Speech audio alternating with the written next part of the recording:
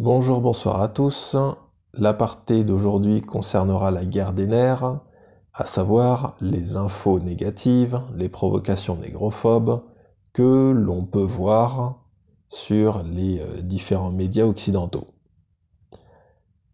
En fait, ce sujet, il est tellement simple à résoudre. Ça tient en un seul objet, la connaissance de l'histoire. La guerre des nerfs, vous la subissez pourquoi ? Parce que vous regardez les médias occidentaux. Quand vous me dites « oui, mais il faut bien s'informer », vous vous rendez pas compte à quel point cette réflexion sous-estime et même désavoue nos frères et nos sœurs journalistes, qu'ils soient sur le continent ou qu'ils soient des panafricains de la diaspora. Ça veut dire qu'en fait, eux ne sont pas en mesure de nous informer. C'est ça que vous voulez dire quand vous dites il faut bien s'informer. Mais bon, ça c'est encore un autre débat. Revenons plutôt à la source du problème, à savoir le fait d'ignorer son histoire. Certes, c'est traumatisant d'apprendre son histoire, je suis d'accord, surtout l'histoire depuis l'esclavage. Mais bon, sachez qu'il y a eu une histoire avant quand même, hein, c'est très intéressant. Si vous prenez un livre comme l'histoire de l'Afrique et de sa diaspora, vous allez voir que ça commence à la préhistoire. Et vous verrez beaucoup de choses intéressantes. Vous verrez aussi que vous allez, sans vous en rendre compte, vous désintéresser totalement des médias occidentaux. Vous n'allez pas voir la transition en fait. Je ne saurais pas comment décrire ça. C'est comme une addiction. Le moment où vous arrêtez d'être accro à telle ou telle addiction. Voilà. Le passage, en fait, il ne se fait pas comme ça, d'un claquement de doigts. C'est souvent lent, progressif et imperceptible. Mais pour ça, il faut passer par la connaissance de l'histoire. C'est incontournable. La conséquence de la guerre des nerfs, celle que subissent tellement nos frères, c'est quoi ? C'est qu'ils n'arrivent plus à mobiliser l'ensemble de leurs forces.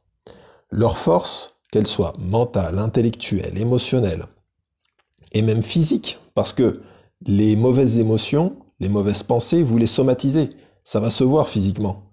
Vous allez aussi développer des addictions, enfin, vous allez en développer de plus en plus.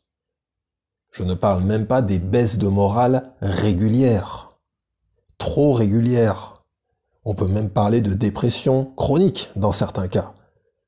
Mais pourquoi ? Parce que ils sont scotchés à leur fil d'actualité YouTube, Twitter et les chaînes d'infos continues.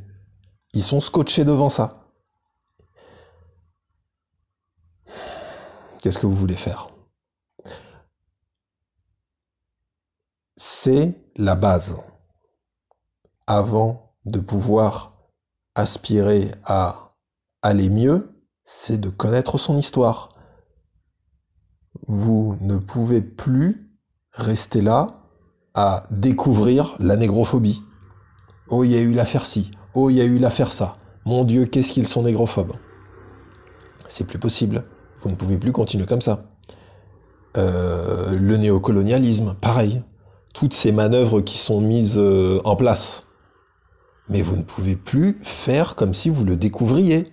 Vous ne pouvez plus faire non mais ça devrait être fini, on est en 2020, c'est plus possible. Waouh.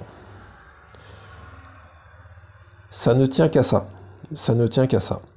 Décidez-vous à apprendre votre histoire. Et même intéressez-vous à l'histoire de façon générale. Hein. Vous verrez que c'est très intéressant.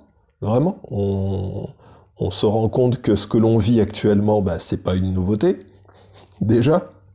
Les mécanismes qui se mettent en place au niveau international, pareil, ça aussi. On a l'impression que c'est inédit dans l'histoire, mais pas du tout. Pas du tout. Si vous saviez à quel point, quand on dit l'histoire, c'est un éternel recommencement. Bon, ce qui serait bien, c'est que ce ne soit plus en notre défaveur, ce recommencement. C'est la vocation du panafricanisme. Donc, oui. Prenez le temps. Prenez le temps. C'est vrai que ça prend du temps, ça mobilise beaucoup d'émotions, mais allez-y par petites doses et vous verrez progressivement. Vous allez vous désaddictionner, je sais pas si on dit ça comme ça, désaccoutumer, je sais pas, des médias occidentaux qui vous livrent une guerre des nerfs permanente. C'est vraiment ça le but, hein. Vous avez des moyens importants entre les mains, mais on vous fait un numéro de terrorisme intellectuel permanent. Et au lieu juste de tourner le dos à ce numéro et à vous concentrer sur ce que vous avez à votre disponibilité et comment vous pouvez vous en servir, eh ben vous êtes non, vous restez hypnotisé. C'est je suis désolé, hein, mais c'est une autre forme d'aliénation, hein. On parle souvent de l'aliéné qui demande de l'aide à l'occidental alors qu'il a de l'or sous les pieds. Oui, ben c'est pareil quand tu subis la guerre des nerfs. Tu as des moyens importants entre les mains, mais ta tête est penchée et scotchée sur les chaînes d'infos continues, à te scandaliser de choses, mais qu'est-ce que tu veux que je te dise? Il y a l'affaire ci, il y a l'affaire ça. Mais le fait de te scandaliser ne changera rien. Il faut plutôt prendre du recul et regarder les tendances historiques. Mais pour ça, il faut... Voilà, vous savez déjà ce que je vais dire. Bon, allez, je vous dis à bientôt et... Voilà, hein, faites passer le message hein, à tous ceux qui veulent sortir de cette guerre des nerfs. Bah, vous leur achetez le livre de Jalissa Sekhmet, L'histoire de l'Afrique et de sa diaspora. C'est voilà, c'est destiné aux ados et aux jeunes adultes. Et ce sera la première porte d'entrée. Parce que quand ils vous disent que oui, mais je connais bien mon histoire, ils mentent. Ils mentent.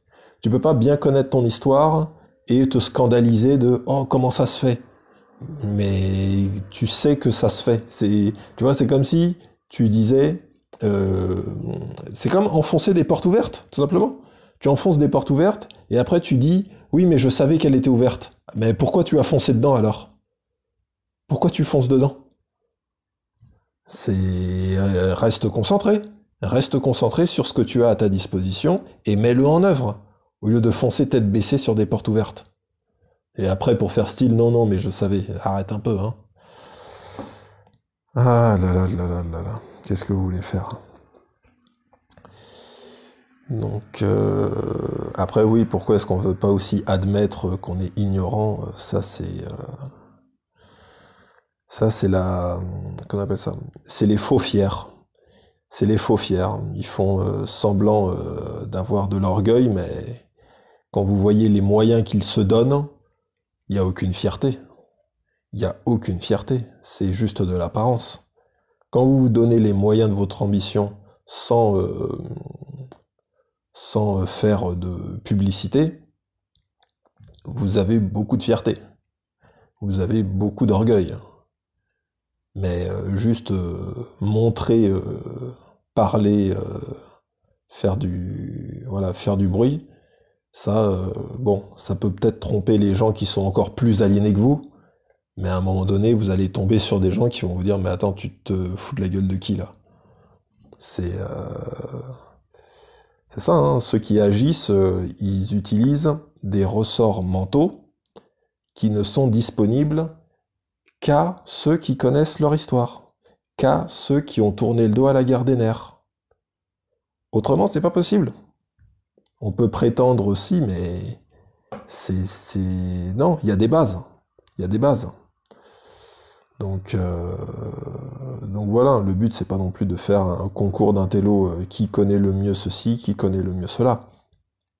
Comme je l'ai dit, c'est une évolution qui est lente et imperceptible. Mais plus vous allez vous intéresser à votre histoire, plus vous allez lire, plus vous allez en apprendre, plus vous allez vous rapprocher de ce moment où ça va basculer dans votre tête.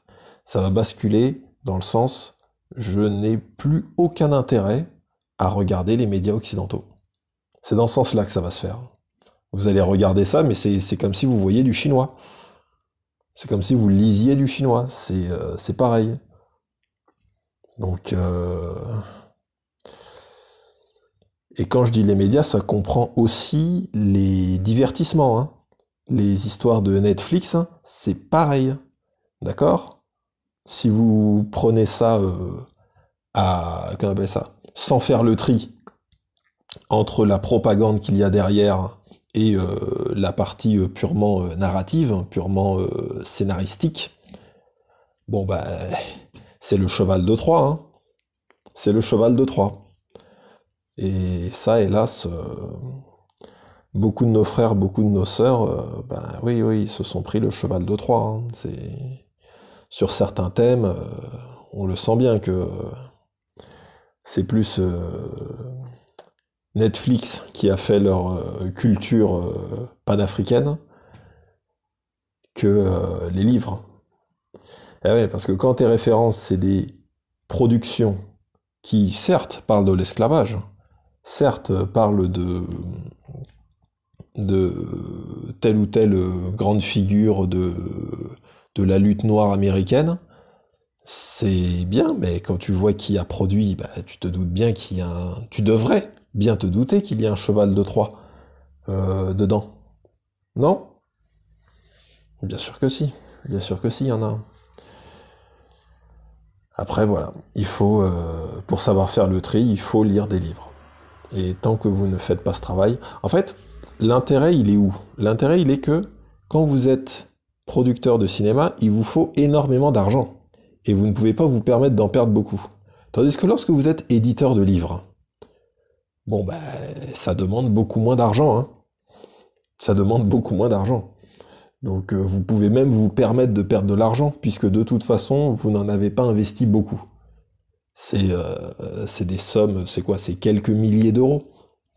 Et des films, c'est des dizaines, c'est même des centaines, hein, des centaines de milliers d'euros. Allez, on va dire des dizaines de milliers d'euros pour du cinéma on va dire d'auteur. Mais bon, c'est pour ça d'ailleurs, il faut vraiment qu'on développe la partie spectacle vivant, le théâtre, pour justement mettre en avant certaines périodes de notre histoire, certains aspects de notre vie sociale. C'est vraiment quelque chose qui a de l'avenir. Selon moi, c'est l'étape d'après les livres. Donc là, pour l'instant, oui, clairement, nos meilleures richesses sont dans les livres. Mais après, il faut qu'on passe à l'étape supérieure que sera le spectacle vivant. On a quelques artistes, hein, qui commencent à émerger, hein. Il y en a un que je suis pas mal là, qui s'appelle Ulrich Takam. C'est un Camerounais et il est excellent. Ulrich Takam, quand je vois ses spectacles, je retrouve mes camarades de l'école. Ceux avec qui j'étais à l'école, au collège, voilà, c'est eux. Ça m'a vraiment fait un bien fou, quoi, de découvrir ce qu'ils faisaient. Et niveau jeu d'acteur, niveau mise en scène, tout y est. Donc voilà. Bah, si vous voulez, je vous mettrai le lien, tiens. Allez, je vous dis à bientôt.